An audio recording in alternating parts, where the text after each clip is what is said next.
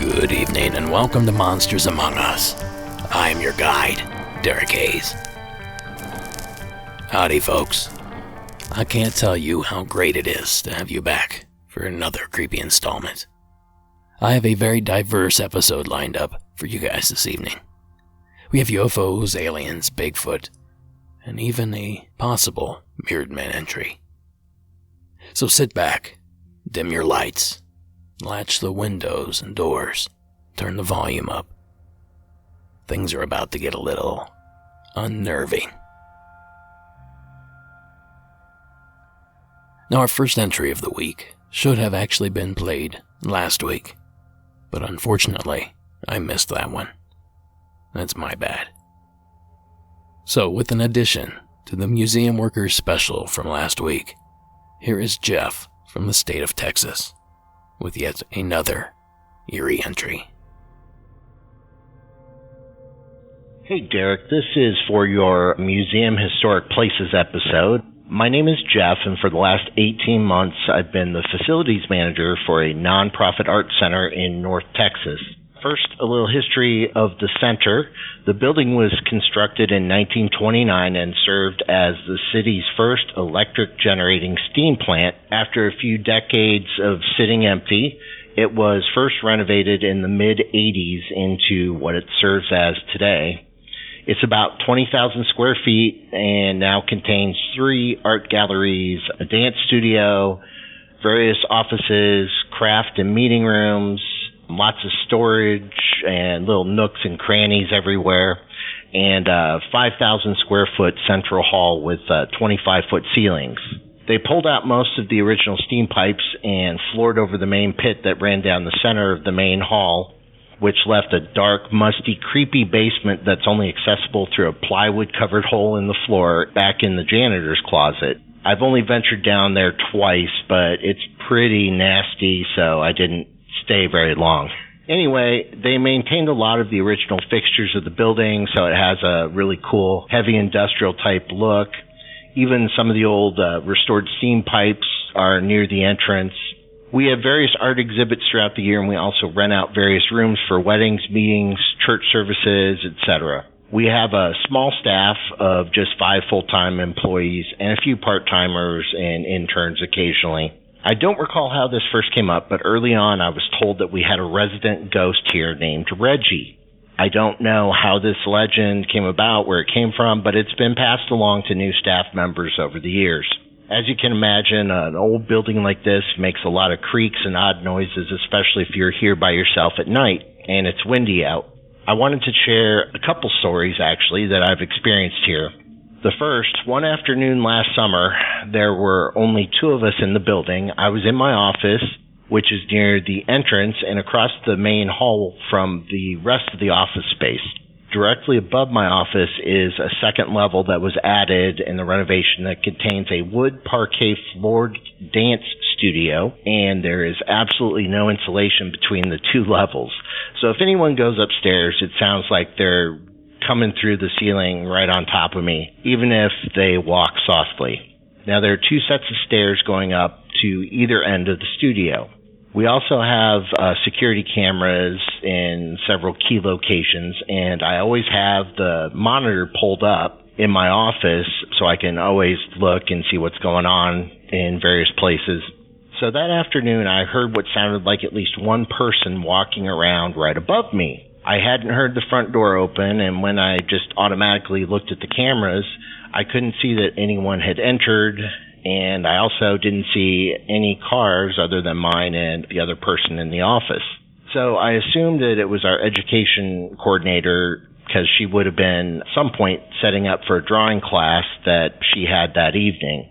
A few minutes later, I left my office and I glanced up the stairs near me as I walked by, and I could tell that there were no lights on over the stairs or in the studio. I would have seen them. So I was curious. I went up there and there was no sign that anyone was there or had been. So I walked across the hall and I found our education coordinator sitting in her office, and she said she hadn't been up there at all yet that day. So I could pretty much guarantee, though, that no one else had entered the building because I would have heard the door, I would have seen it on camera. This is my second story. This happened last December, like the first weekend of December in 2019. There was a local charity group that hosts a big holiday event in our building every year, and on that Friday they had a few volunteers in our building setting up and doing all the decorating. Back in our craft room, there's a wall of 7-foot-high double-door storage cabinets. The group had decorated them by covering them with wrapping paper. Later in the day, our education coordinator realized that she needed some supplies out of there, and one of the volunteers, and she carefully removed the wrapping paper that was over the cabinet she needed to get into, and then they both taped the wrapping paper back up. As far as we all knew, all of the folks setting up for that event had left the building by 5 p.m. that Friday. Our events coordinator was the last one to leave the building at 6 p.m., and as usual, she started to walk down the back hallway to check the lights and be sure that the door off of that craft room where the decorated cabinets were, everything was shut up tight. As she started down the hallway, she could tell that all of the lights were out already. It being December, it was already dark out, but there's some pretty big windows, so the only light that she saw was a little bit of light like from the street lights out front. But as she started to walk down that back hallway to the craft room, she heard what sounded like wrapping paper being torn down and shredded. She froze. It freaked her out as she thought she was alone in the building. So she quickly turned around and headed to the front door. She didn't see any other cars in the parking lot that shouldn't have been there. So she set the alarm, figuring that if someone was in here and they got out, that it would go off and we'd be notified. So she got out of here. Our education coordinator and her intern had been at a special holiday event on the square downtown, and they came back to the building to drop off their supplies around 6:30 p.m. When they got back here and went back to the craft room, they saw that the wrapping paper was indeed all over the floor, just piled. It had been torn down. They were a bit surprised, but again, it wasn't really their problem to worry about. So they went ahead and put their stuff away, and they left and set the alarm again. So the most puzzling thing, when our education coordinator and intern came in on Saturday morning, shortly after they arrived, the workers came to host the event, and when they went to the back room, the wrapping paper was back up on the cabinets as if nothing had happened. Now, unfortunately, we do not have camera coverage in that back area, and after checking on the DVR to try and figure out this mystery, I found out that for some reason it was only set to save the recordings for 24 hours and then it would overwrite the existing video. But we were also curious about it that on Monday, I contacted the lead person for the event. We actually had her on conference call under the pretext that we were checking a possible malfunction of our security system. So in a roundabout way, I asked her if everything was okay from when they finished their setup on Friday, and she confirmed everything was just as they had left it. I also asked her if she knew if anyone was in the building after 5 p.m., and she said that as far as she knew, along with herself, everyone else was gone. Now, even if they had someone still in this building on Friday, there would be no way that they could have left the building without setting off the alarm, and I would have gotten the call from the alarm company and also the police department, because my cell phone number is the emergency contact number on our front door. The fact that there were 3 employees that could all corroborate what they had seen, and the fact that the alarm had been set and had been reset, and that the 2 people confirmed that they saw the wrapping paper on the floor, to this day, we really have no reasonable explanation as to how this could have happened. Thank you, Jeff. It's very peculiar regarding the mysterious wrapping paper. Perhaps an experiment is in order. The next time you guys are able to access the building, given your local restrictions, why not apply some more wrapping paper? But this time, make sure to back up those cameras. I'd be very curious to see if something similar occurred. Thanks again, Jeff. And thank you to all that participated in last week's special. And of course, a big thank you to Cam and Kyle of Expanded Perspectives.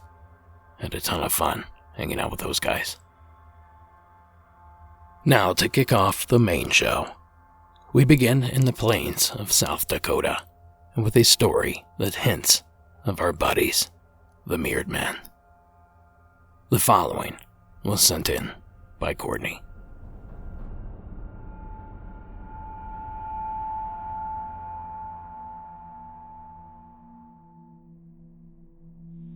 Hi, Derek. My name's Courtney, and I'm new to the podcast. I love it. I actually discovered you guys from Paranormal Caught on Camera. I was like, Monsters Among Us, and I'd see you talk, and so I checked it out, and I was like, oh, this is pretty neat. So anyways, I'm sharing one of the episodes with my mom the other night about the Mirrored Men, just because we like to talk about, paranormal and supernatural things. And she reminded me of a story my grandmother had told when I was younger. She had told my mom when they were younger, and she would tell us kids and grandkids and stuff when we were younger, and I had forgotten all about it until my mom mentioned it after we got done listening to one of your podcasts about the Mirrored Men. And I was like, I forgot all about that. So I'm not sure, date, time, that kind of stuff, but it was summer, and it was in South Dakota. And I don't think it was on I-90. I think it was on a kind of a backwoods 2-lane highway driving from Winter, South Dakota, which is in the middle of the state, headed towards the Black Hills area, which is in the southwestern corner of the state. And it was just my grandma and my grandpa, and they're driving. My grandpa's actually driving behind the wheel. My grandma's the passenger. And as they're driving, this car all of a sudden appears behind them, goes around them, and then probably stops maybe 100, 200 yards in front of them in the middle of the road. And my grandma was like, what the heck? And my grandpa kind of got upset about it. And as they got closer, my grandpa, of course, was slowing down because he didn't know what was going on. And all 3 doors opened at the same time. So the driver's side, passenger side front, and then passenger side back all opened at the exact same time. And 3 men in black all step out at the exact same time. My grandma never mentioned anything about their movements being slow, but she said they were identical. They all got out at the same time, shut their doors at the same time, and they all had black hats and black suits, black shoes. And my grandma had told my grandpa just to speed up. She said, don't slow down, don't stop, just speed up and go around them as safely and quickly as possible. And she said, just don't even look at them, Paul. Just don't even look. We don't even see them, except to go around them and just keep going. She was kind of freaked out, she said, in the moment, and they weren't quite sure really what was going on. Later telling us the story, she thought maybe they were going to rob them or something, because they were on this backwoods road that wasn't really busy, and it was daytime, though. It wasn't night or anything. It was the middle of the day. So they go around them, and they keep going, and my grandma's telling my grandpa, Paul, don't look back, keep driving, keep driving, keep driving. And my grandma said she happened to look in the outside mirror, and she noticed, too, that they all had black sunglasses on, and that was it. They just saw them, but, I'm not sure if there was ever any missing time or anything. My grandparents are both now passed away, so I can't ask those questions. I was going to ask my mom if maybe she remembers any other details about the story, because like I said, I had forgotten, and it has been years since I've heard that story. I'm 40 now, and my grandma would tell that story when I was probably, 8 to 12, I would say, because I remember hearing it more than once when we would, sit outside and look up at the stars and watch for UFOs and all that stuff. But she would always tell us a few scary stories, and that was always one that I remember her telling a few times. So I will ask my mom if she ever remembers if my grandma said that they were missing time or if the men that got out of the car were moving slow.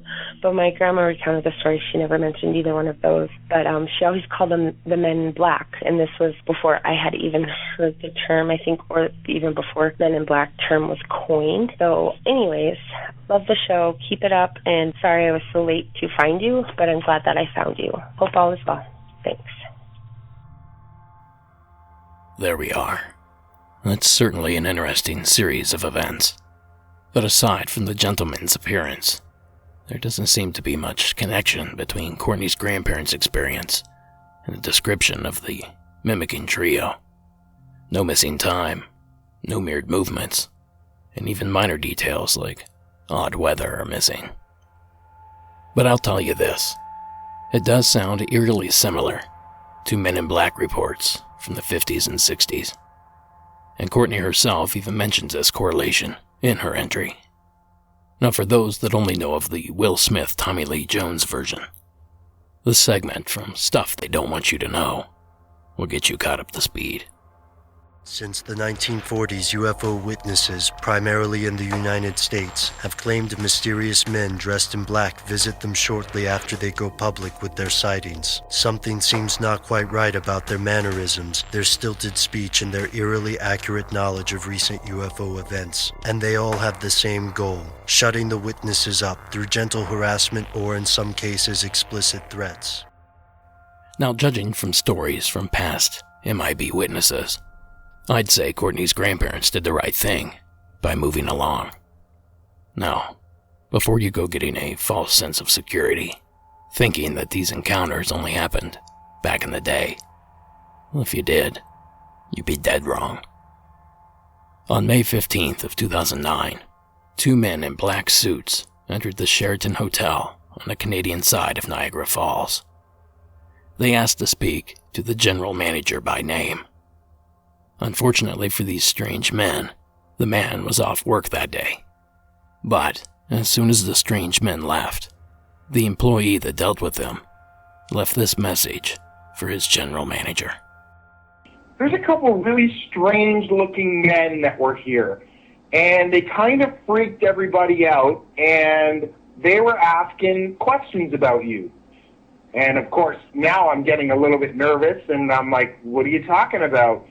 And he said, well, he goes, I don't know how to describe them except for extremely odd-looking. They were the exact same height, they were wearing the exact same clothes, and they had the exact same faces, like they were twins. And he said they were wearing black suits, black trench coats, they were wearing like the old-fashioned fedora hats. They had extremely, extremely pale skin. And he said they came in and they asked for you. And I said, I'm sorry, he's actually not working today. And it seemed like they didn't believe me, so they started to walk around the hotel, and shortly after they went to the tour desk. But he goes, they freaked me out, and I really wanted to tell you that there were these weird guys in here looking for you. So, of course, now I'm a little bit skeptical and I'm a little bit freaked out all at the same time. So the first thing I do is I run into my security office and I rewound the cameras. And sure enough, here comes two gentlemen through the front door looking exactly how he described. Then the next day, I was talking with my tour desk, and one of them asked to talk to me.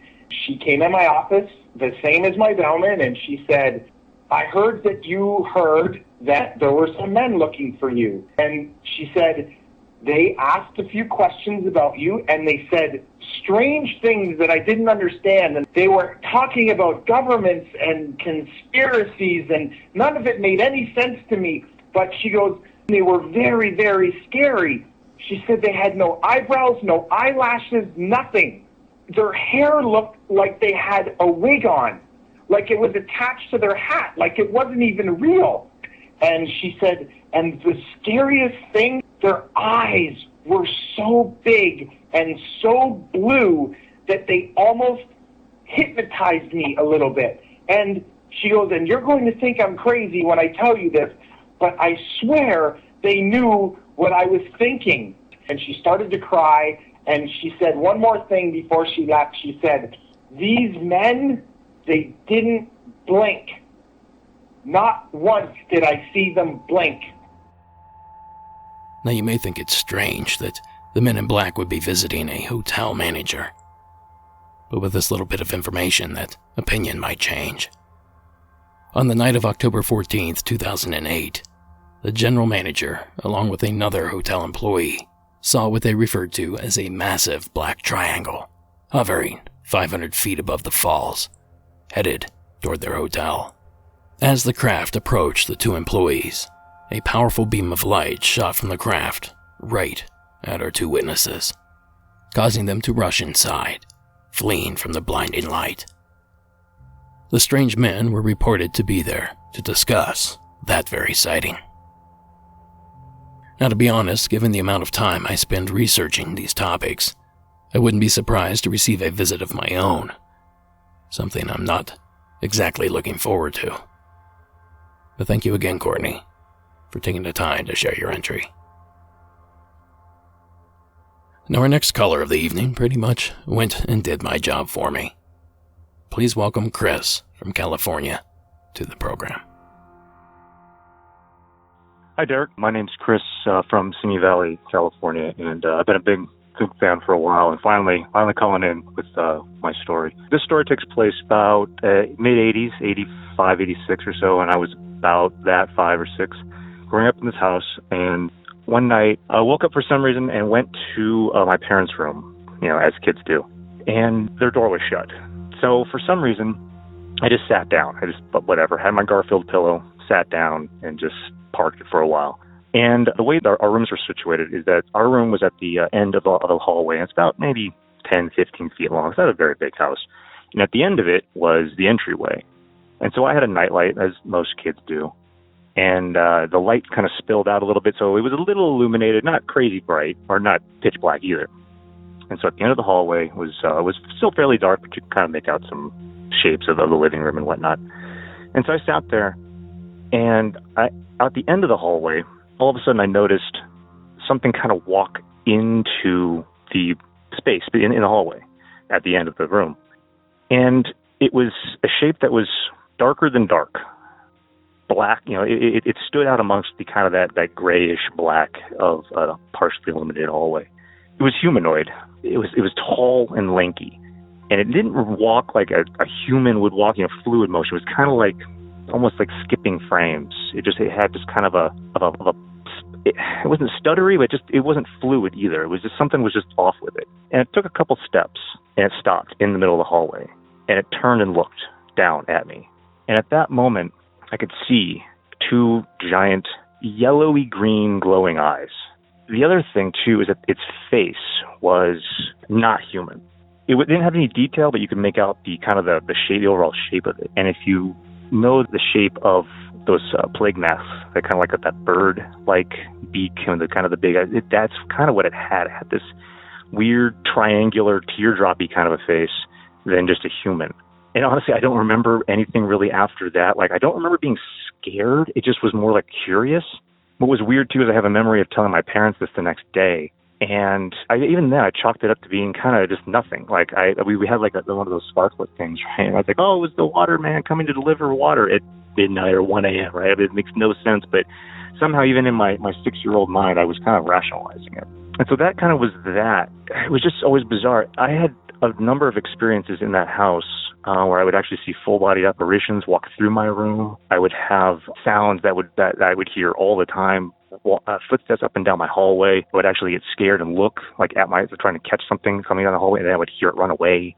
Just all these weird black masses I would catch out of the corner of my eye. It was just a very, very bizarre house, especially centralized around my room. Anytime I was in my room is when I would have this weird feeling. And what's interesting is that we had the 94 earthquake, and our house was crushed. Basically had to be kind of built from the ground up. Foundation gone, things had to be rearranged. I mean, we got hammered. And what was interesting about that is that when the house was put back together and we were actually able to move back in, I had the same room that I had as a kid. But one important difference is that the breaker box coming into the house was moved to the opposite side. So it was originally about 3 feet from my head where I would have slept. And then it got moved. And what's interesting is that I don't remember having any kind of significant crazy event after that, once that box was moved. So I've been researching things since then about having issues with EMF fields and whatnot, where you can kind of actually have hallucinations, both audio and visual. And ever since that box was moved, it kind of made sense that things didn't really happen anymore, that maybe I'm susceptible to it. So I wanted to bring that up because maybe you have some listeners out there that don't know that you can be somewhat susceptible. I'm sure there's various degrees of being affected by those fields, but that breaker box was from the 70s. It was janky. I'm sure it wasn't shielded in any kind of effective way. The new box we had was further away, and I'm sure obviously was meeting today's code, so things changed. Fast forward then, and this is where it kind of took a turn for me myself, is mid-90s, mid-ish, and later 90s when the internet really started to become a thing as far as being, widely accessible, and we had gathered up enough AOL disks to be able to get online for a significant period of time. I started falling down some rabbit holes of, some paranormal forums and things. You remember that, back in the day, things were a little bit more, little more third grade as far as websites and things like that. So we had these forums, and I would just find myself on there clicking around. And I happened to follow on one of phenomenon of shadow people. And when I clicked on this was a series of drawings that people had done about things that they had seen, or, just kind of the typical stuff. And one illustration I saw was the exact same thing I had seen in that hallway that night. And it blew my mind. It was here some random person from who knows where saying they had seen this thing and sketched it out, and it was to the letter the exact same thing I had seen. So EMF or not, that blew my mind.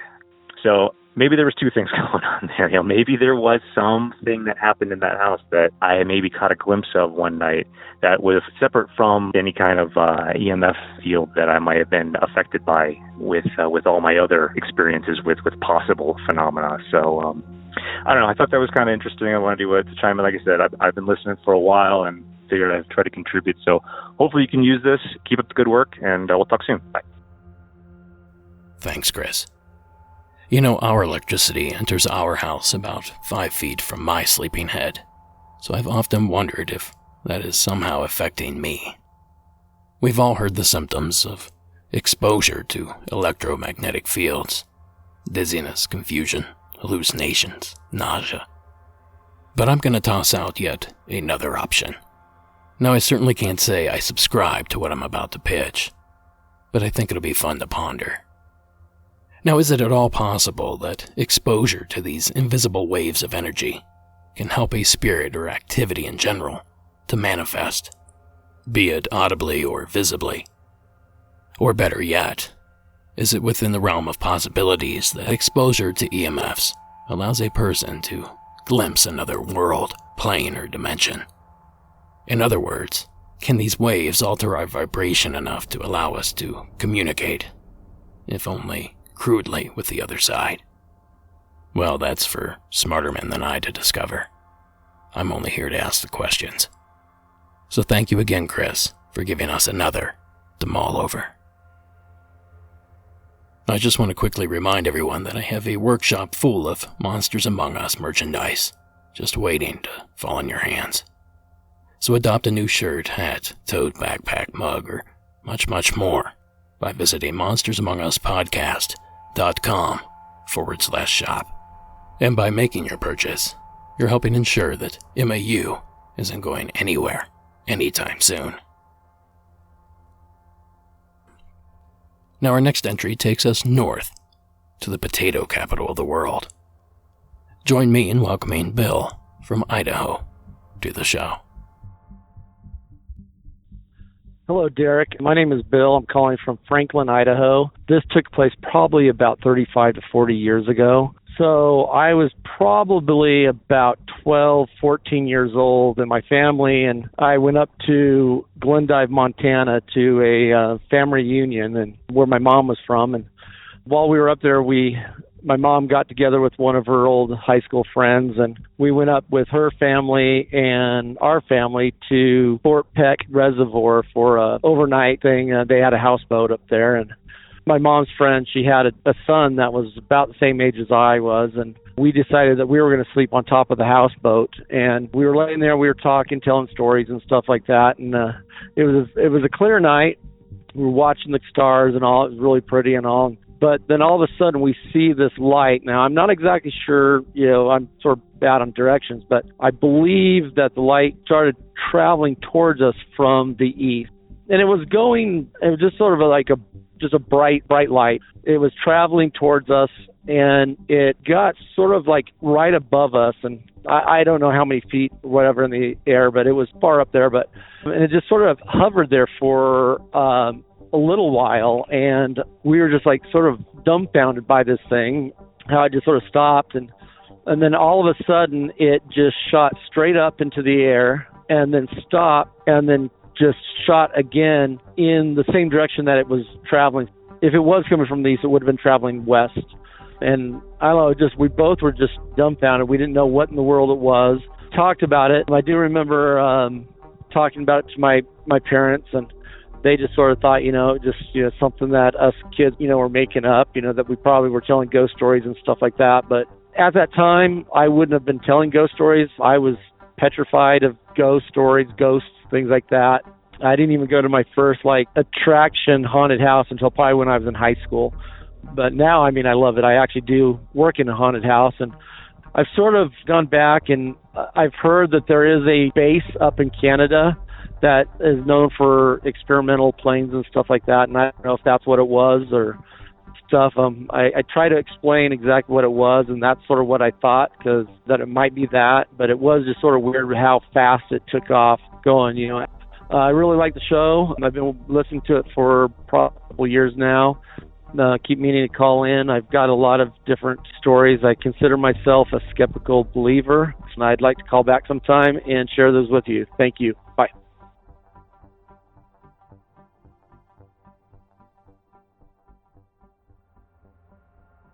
I'm starting to see a pattern here. Between Justin and Harley's Glimmerman experiences and some of these more recent drone-like UFO encounters, the state of Idaho is quickly becoming a new hotspot. And this isn't the first time we've heard talk of a secret base up that way. Well, I've got my eyes on you, Idaho. We see what you're doing. Thank you, Bill, for the entry. Let us know if anything else weird takes place up there. Now, before we move on, a quick reminder that you can find bonus content on patreon.com. That's where I release at least one hour-long submission-packed episode per month. In addition, you can find a level that provides a sleep aid in the form of Nights with Edgar Allan Poe. So go to patreon.com and search for Monsters Among Us podcast. A big thanks to all the donors, past, present, and future. On to our next unsettling story.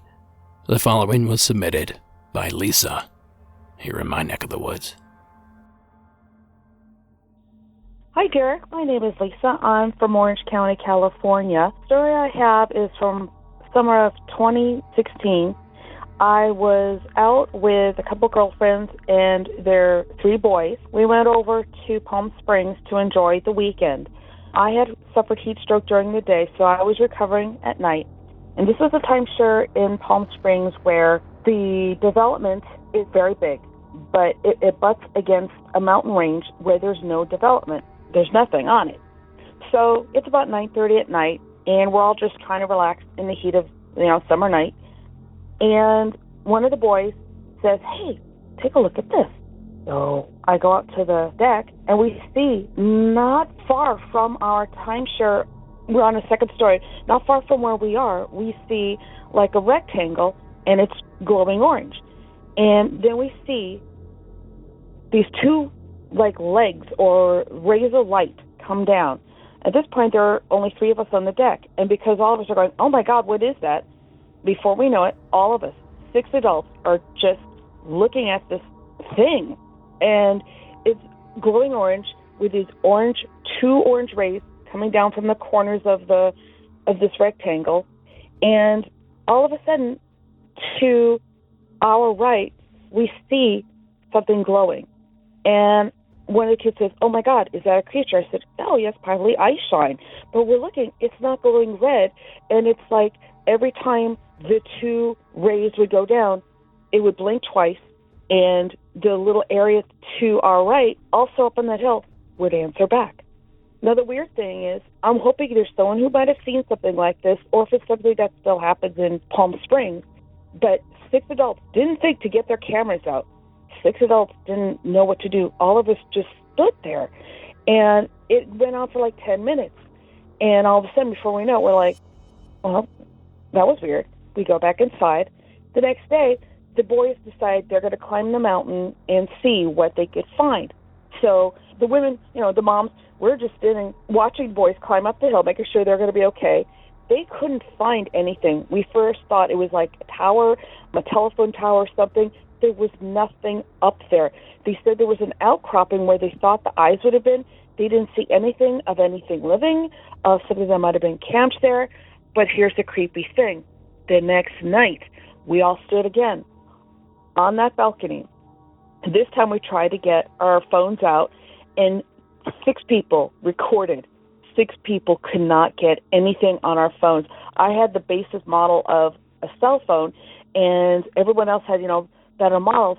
And it's weird how the same phenomenon happened, yet nobody could catch it on film, couldn't catch a sound, and we could hear this weird, humming. So I'm wondering if there's anyone else that lives out in Palm Springs that might have seen something like this, because it was really weird. That's my story, and I'm a great follower. This is my first time leaving a message. I love your podcast. I love everything you do, and I will call back again. Thank you. Bye. Thank you, Lisa. Coincidentally, the city of Palm Springs sits just outside the so-called Borrego Triangle, a term David Florin and myself coined to describe a barren stretch of desert in Anza Borrego State Park here in Southern California. A swatch of land littered with reports of UFOs, creatures, and even ghosts. And for all you newcomers, and lately there have been quite a few of you, David and I successfully funded a feature-length documentary through Kickstarter, and ultimately through you guys. But the bad news is that COVID shut everything down about a week or 2 after we were funded. We've been unable to shoot ever since. But like ducks on the surface, it might not look like we're working hard, but below the waterline and behind the curtain, we're kicking away. In the meantime, we're always looking for submissions from that area. And it goes without saying, any true paranormal or supernatural themed tale. So give the hotline a call at 1-888-608-NIGHT. That's 1-888-608-6444. And thanks again, Lisa, for sharing. This isn't the first orange glowing triangle to be reported on the show, although this is the first from this area. Now, I vaguely remember a photo being submitted from New Jersey or New York a few seasons back, and I've also linked to a little list in the show notes of sightings from the popular desert oasis. So those are pretty interesting if that's something that piques your interest. Thanks again, Lisa. Alright. At the top of the show, I teased a Bigfoot story, and now it's time to deliver. The following was submitted anonymously from the state of Oregon. Yeah, hi. So I'm going to start this off real quick with, I have a speech impediment, so if I'm stammering or stuttering through it, that is why. So I live in the Pacific Northwest, just outside of Eugene, Oregon.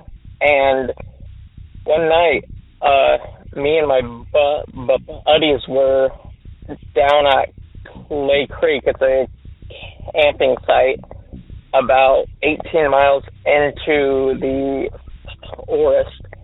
And it was about 11 p.m. We were all just outside there hanging out, and our car was kind of taking a poop on us, so we pull over, and we're pretty deep in the forest by now. As I said, we're about 18 miles in, and so we all get out. We're just talking.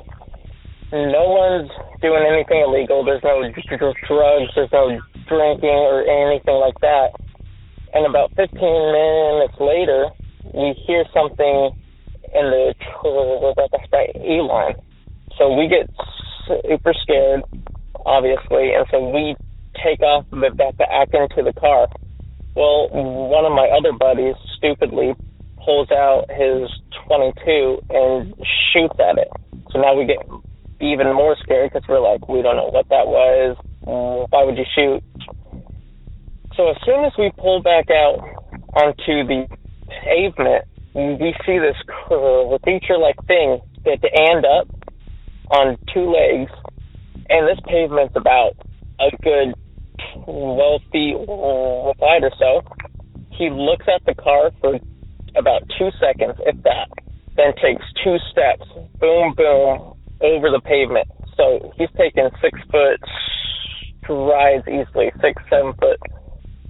And then it's about an 80-degree hillside that he just climbs up, no issue, on 2 legs, boom, boom. And I am not kidding you. The whole way home, we were silent, pale as a ghost, didn't know what we seen, did more research about it, and I've always been into this cryptology kind of thing, and we honestly believe it was a Bigfoot, because we didn't really get a super good look at it, but it was almost a very dark black color. He had to be, and I'm not kidding, he had to be about 7 foot, 8 foot tall, huge, monster-like, and the way he just went over that pavement in 1-2 was ridiculously insane, is what we thought. So, having said that, I think we've seen a Bigfoot that night. I don't know, but it inspired me to get a Bigfoot tattoo, and I've been doing research about it now ever since that time. That was probably about 4 years ago now. So, anyways, I figured I would call you, let you know. I have a couple more UFO stories that I can give you a call and tell you about later, but yeah, thank you. Thank you, caller. That's pretty much a classic encounter. Odd happenings, movement in the distance, and a faint glimpse of something large, dark, and unidentifiable. Now, I've been itching to go someplace squatchy myself. Hopefully we can get some of these fires knocked down. I can get out there and do some investigating of my own. Thanks again, caller, for sharing your entry. I'm quite envious of that experience. And while I'm at it, we've had several different fires in our local area over the past couple weeks. The El Dorado fire currently threatens our mountain community. So a huge, huge thank you to all the firefighters and forestry officials that are helping to keep our community safe. Now, real quick, before we round this puppy out, be sure to extend the pleasure that is Monsters Among Us by joining our social media groups and our pages. We have accounts on Facebook, Twitter, Instagram, and Reddit, so search, join, and engage today. And that brings us to our final call of the evening. And did I save a doozy for you? This one comes to us from a gentleman in Texas named Jason. And trust me when I say this, you want to turn your lights on. Jason, the airwaves are yours. Yes, this is Jason. This story took place in Arlington, Texas. It's in the Dallas-Fort Worth Metroplex. took place about 2002, 2003, something like that. At the time, my wife and I, we were not married yet, but had two different apartments. We decided to consolidate, save money, and move into one of our apartments. When I moved in with my wife, she told me that there was something strange about the apartment. Now, this wasn't an old apartment. It wasn't built in the early 1900s. It was a fairly new apartment, so it wasn't a creepy haunted place. It was just a regular apartment. So she told me that she always felt like she wasn't alone or she was being watched. I just kind of passed that off. But after a few months, I think, the first thing that happened to me is that I was in the shower, and I had the shower running, but I distinctly heard something in my ear. And it was like a whisper. It was just there, just in my ear, just a whisper. And I turned off the water, and I listened, and I couldn't hear it. And things like that would happen every now and then. The next thing that I felt that happened was sitting on the couch watching TV. Every now and then I felt like there was a depression in the cushion next to me. I couldn't actually see it, but there was something there. And it happened so many times that I would actually reach out and run my hand across beside me because there was such a presence of something. The other thing that was extremely interesting is, we had a little dog, and he was a Chihuahua mix, and that dog, he would hop off the couch while we were watching TV, and he would go in the back bedroom. And sometimes I would wonder what he was doing back there, and I would walk and look, and he would be standing in the hallway, but looking inside the bedroom, and he always had his head looking towards the closet. And even when we were in the bedroom, if we were sitting on the bed reading or something like that, the little dog, he would sit there and stare at that closet. He would go and sniff under the door, and every once in a while I would hear something in the closet, and I would go in there and there would be nothing there. So a lot of strange things were happening and pulling us to the closet. The next major thing that happened, I came home one day and my wife said that she walked into her bedroom and there was a silhouette of a man in a ball cap sitting on the corner of the bed. And she jumped back, scared, and just from being startled, by the time she blinked her eyes and looked, it was gone. But she says, I swear that it was there. And, I said, the doors are locked and everything. And she goes, it had a ball cap. It was a silhouette. I saw the shoulders and the head. He was sitting there, and it was just as clear as day. And then as soon as I jumped back and was startled by it, it was gone. The next thing that happened was I was sitting in the bedroom on the computer. I had the computer desk beside the bed. My wife was sitting on the bed looking at a magazine. The next thing I know, there is a huge pop, almost like a firework went off, and there was a flash. You could smell like an ozone, like an electric smell, but the light had not gone off. The light had not blown out. And I was like, what was that? What was that? And she was like, I don't know. What did you do? And I was like, I didn't do anything.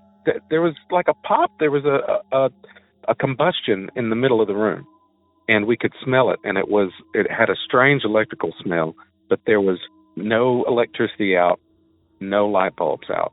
After the combustion in the room, the next thing that happened, I was brushing my teeth in the bathroom.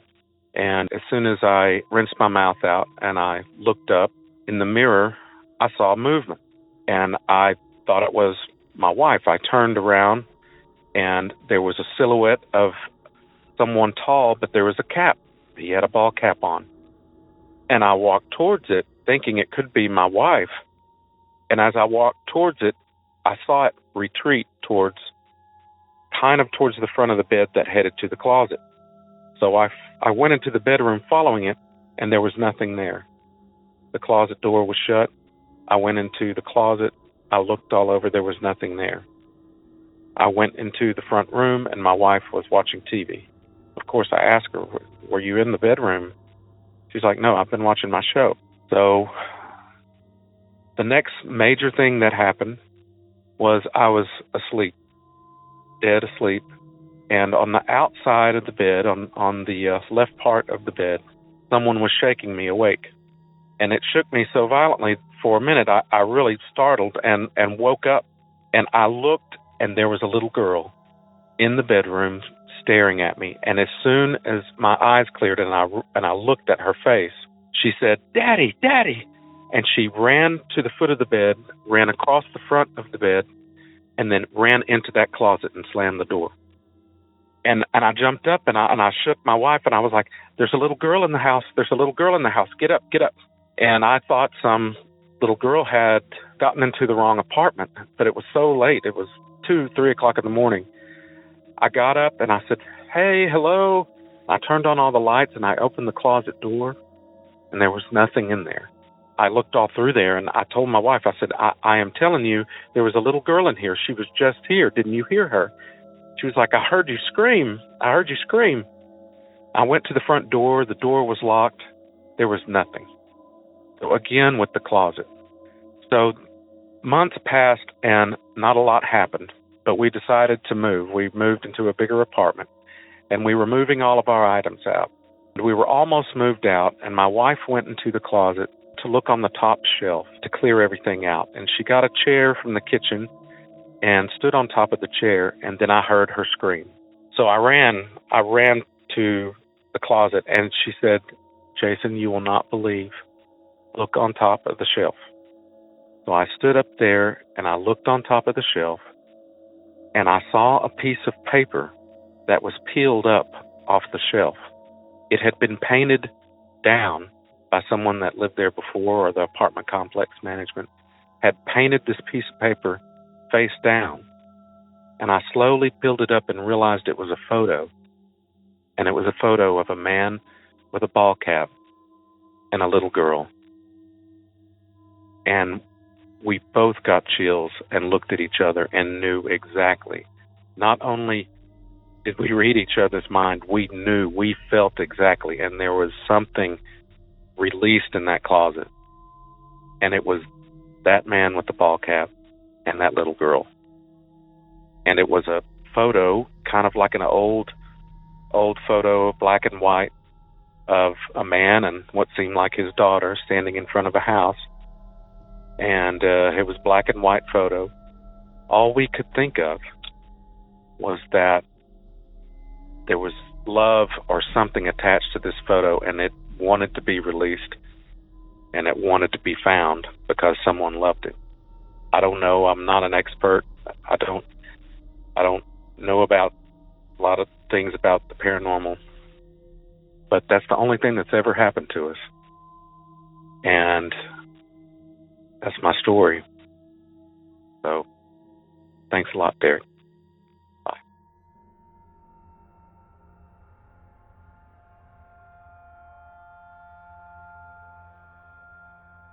Good Lord, Jason. That was intense. It takes a good bit to rattle me, but I'll be honest, it'll take some concentration to block out the images of a screaming girl next to my sleeping head tonight. That's chill-inducing for sure.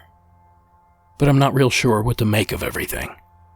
Obviously, the activity in the photo seemed to be attached in some way. But exactly how, I couldn't say.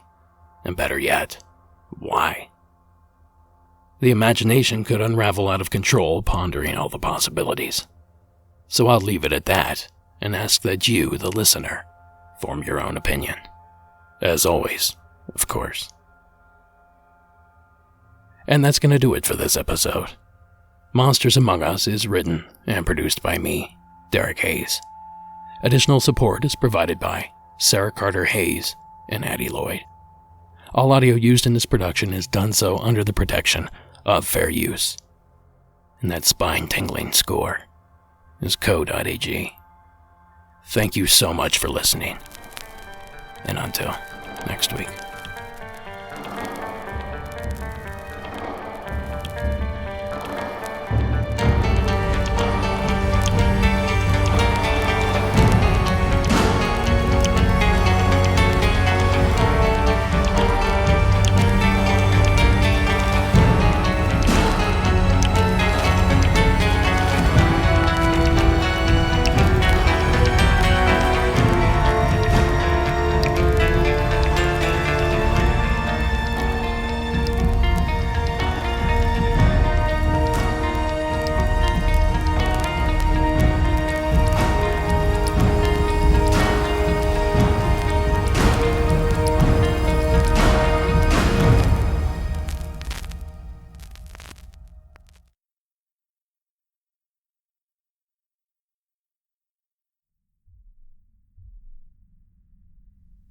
Now tonight's bonus entry comes to us from Dan in the land of Lincoln. Hey Derek, this is Dan, located in Northern Lake County, Illinois. I just wanted to give you a story that I had. This was probably maybe around 2005, 2006. So me and a buddy of mine, my best friend at the time, we were hanging out, staying out late. Don't remember exactly what we were doing, but I dropped him off at his house, and then I started heading back to where I lived at the time. As I was coming down this road, it was pretty late at night. This was maybe like 1:30, 2 a.m., and it was storming really bad. It was a bad rainy night. So I was heading down to where I live, and I remember I saw somebody walking on the side of the road. They were wearing a yellow raincoat, and you kind of know how when you pull up on somebody, you can see their face a split second right before you pass them.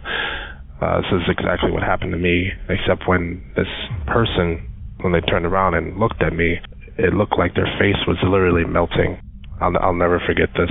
I don't know exactly what it was.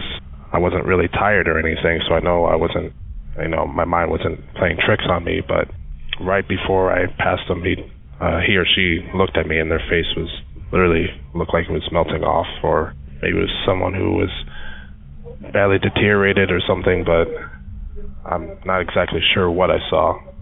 That's pretty much the only thing that's happened to me. Appreciate your podcast. Thank you. Bye.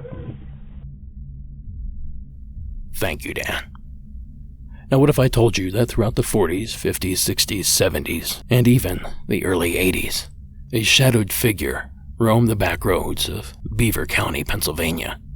Passing drivers would often report seeing the man, his features disfigured, his skin a faint hint of green. And for 50 years, thrill seekers report seeing No Face Charlie. He was a guy who used to walk the Kapalua Galilee Road at night. The interesting thing about him, he was terribly disfigured, and his face was scary. So people would go out there for generations in vehicles to look at this guy. But the problem is, nobody ever really knew how he got to be the way he got to be. Well, his face looked like it was melted. He didn't have eyes, his lips were badly, horribly scarred, and he walked that road at night, which was real spooky, very spooky, and it started this big legend that passed all around western Pennsylvania, and people started calling him Charlie No Face. He was referred to as Charlie No Face here in Beaver County. But for the people of the small town of Copley, Pennsylvania, this man was known as Ray. Charlie No Face was Raymond Robinson. He lived in Big Beaver Borough his entire life, as far as I can tell, and he lived with family members. In the summer of 1919, when he was 8 years old, he and several friends were horsing around an old trolley bridge. They saw a bird's nest up on the top of this bridge, and being curious boys, they decided, well, we're going to go look and see what's in that bird's nest. And Ray Robinson happened to be the one who volunteered to climb up there and look in the nest. Well, when he got up there, or on his way up, he came into contact with high voltage on the bridge and was terribly burned. In fact, the newspapers at the time gave him no chance for survival. Despite his injuries, he lived for a long time after that. And at some point, nobody really knows when, he began walking the Kapalua Galilee Road at night. That is the voice of local historian Bob Bowder, and that clip comes courtesy of TimesOnline.com. What a sad origin. Having grown up in eastern Ohio, No Face Charlie, or as I knew him, the Green Man, was said to haunt bridges or tunnels in that local area. By the time these legends reached me, however, the real-life Ray Robinson would have been dead a good 10 or 15 years. So I'm not surprised to learn there are several discrepancies from what I remembered. So Dan, perhaps like Ray, the person you saw may have been out late at night to avoid being called a monster. And when you really think about that, it makes you wonder who the true monster really is. Thanks again, Dan, for the entry, and thank you for sticking around to the end of the show. Take care of yourselves.